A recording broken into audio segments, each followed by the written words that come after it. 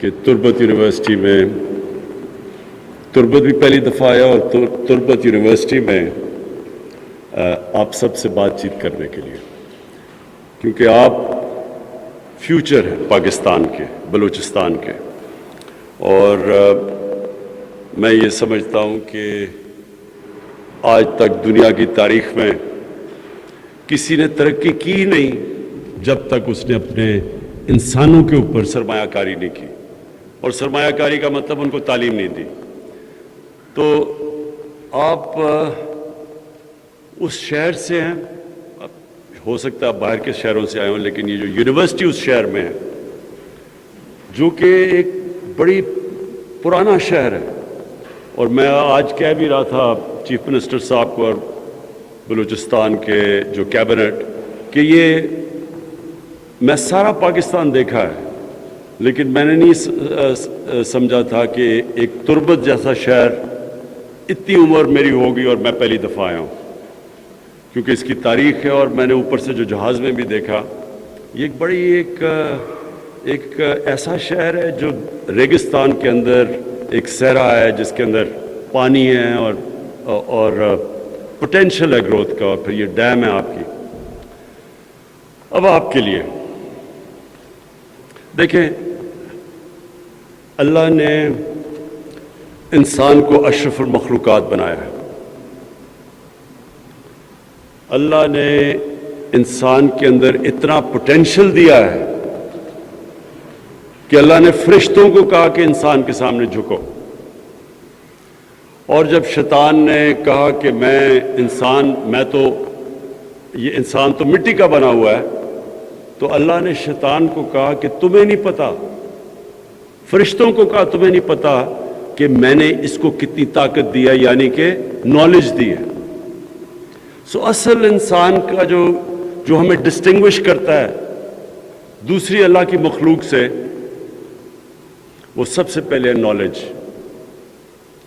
اور اس لیے نبی صلی اللہ علیہ وسلم نے کہا کہ علم کو ڈھونڈو، جب سے آپ پیدا ہوتے ہو اور جب تک آپ قبر بھی نہیں جاتے، ایک مسلسل جدوجہد ہے علم کی تلاش میں۔ اور اگر آپ مسلمانوں کا سویلائزیشن دیکھیں تو اس کی بنیاد رکھی گئی تھی مدینہ کی ریاست میں، اور مدینہ کی ریاست میں کئی اصول نبی صلی اللہ علیہ وسلم نے بنائے تھے، جس میں انسانیت تھی کہ پہلی دنیا کی تاریخ کی فلاحی ریاست بنی تھی، پھر اس میں انصاف تھا، سب قانون کے سامنے ایک برابر تھے۔ اس کے علاوہ انہوں نے جب جنگ بدر کے بعد قریش کے قیدی آئے تو انہوں نے ایک ایسی چیز کی جو انہوں نے بنیاد رکھ دی، تعلیم، علم کی تلاش کی۔ انہوں نے کہا اور مسلمانوں کے پاس اس وقت ہتھیار، سب کے پاس ہتھیار بھی نہیں تھے، 313 میں کئی ہتھیاروں کے بغیر لڑے تھے، غریب تھے اس وقت، ہجرت کر کے آئے تھے مکہ سے، بالکل کچھ بھی ان کے ساتھ کوئی دولت پیسہ نہیں تھا، ویسے بھی زیادہ تر غریب طبقہ تھا جو شروع میں نبی صلی اللہ علیہ وسلم کے ساتھ چلا۔ تو انہوں نے تب کہا کہ جو بھی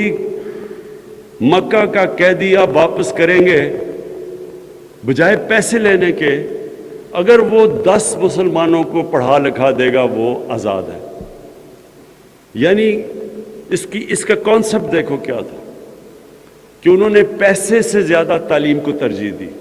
پیسے بھی لے سکتے تھے، انہوں نے کہا نہیں، اس سے زیادہ ضروری، پیسے سے زیادہ اوپر کہ آپ 10 مسلمانوں کو پڑھا لکھا دیں۔ اور وہ وجہ تھی کہ اگلے کئی 100 سال تک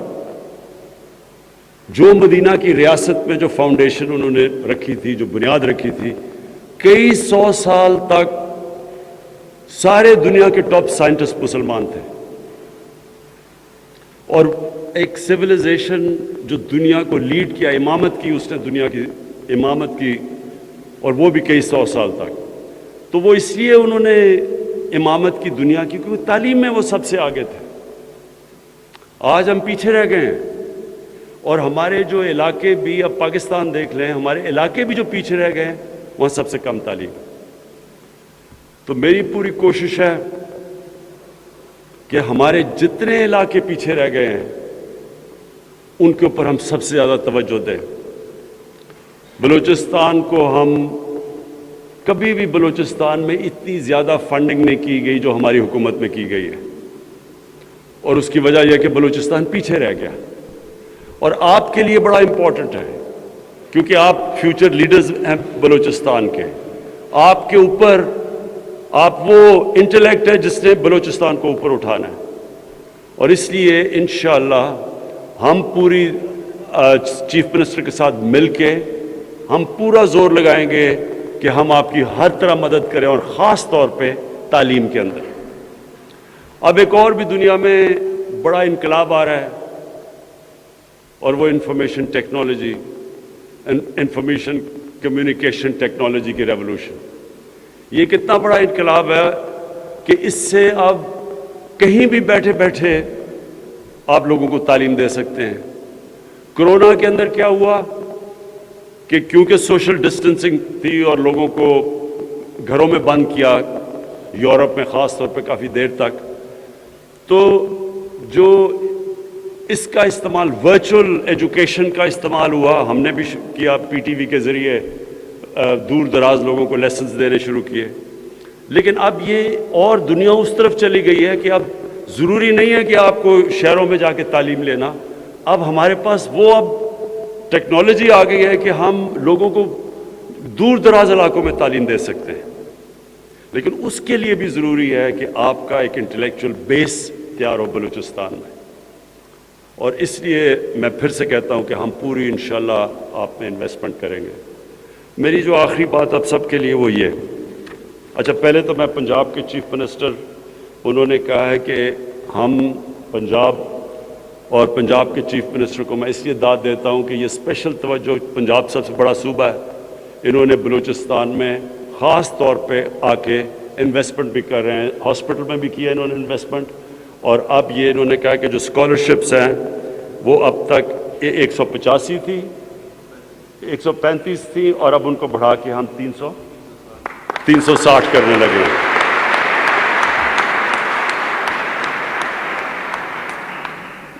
اور یہ اس لیے بھی میں پنجاب کے چیف منسٹر کو داد دیتا ہوں کہ میں یہ چاہتا ہوں کہ ہمارا ملک ایک صحیح معنی میں فیڈریشن بنے. سب کو احساس ہو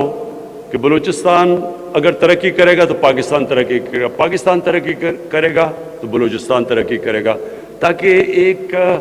یہ احساس ہو کہ ہم سب اکٹھے ہیں. میں صرف آپ کو جو آخری بات کہنا چاہتا تھا وہ یہ، اور وہ ادھر سے میں نے شروع کی تھی بات کہ اللہ نے انسان کو اشرف مخلوقات بنایا، سب سے عظیم مخلوق. آپ سب کو ایک چیز میں کہتا ہوں، انسان جو خواب دیکھ سکتا ہے، جو بھی آپ چیز پکچر کر سکتے ہیں وہ ہو سکتی ہے. اتنی اللہ نے آپ کو طاقت دی ہے. پہلے انسان نے خواب دیکھی چاند پہ پہنچنے کے لیے، کئی دہائیوں تک لوگوں نے مذاق اڑایا کہ یہ ہو ہی نہیں سکتا. مجھے یاد ہے میں جب بڑا ہو رہا تھا، ہمیں کوئی کہتے تھے کہ جی کبھی کسی نے کہا جی اگر چاند پہ پہنچ گیا انسان تو دنیا ختم ہو جائے گی، قیامت آ جائے گی. اس طرح کی چیزیں سنتے تھے. جو بھی انسان نے اچیو کیا پہلے وہ پکچر کرتا ہے. تو آپ سب کو یہ پتہ ہونا چاہیے کہ اللہ نے انسان کو جہد مسلسل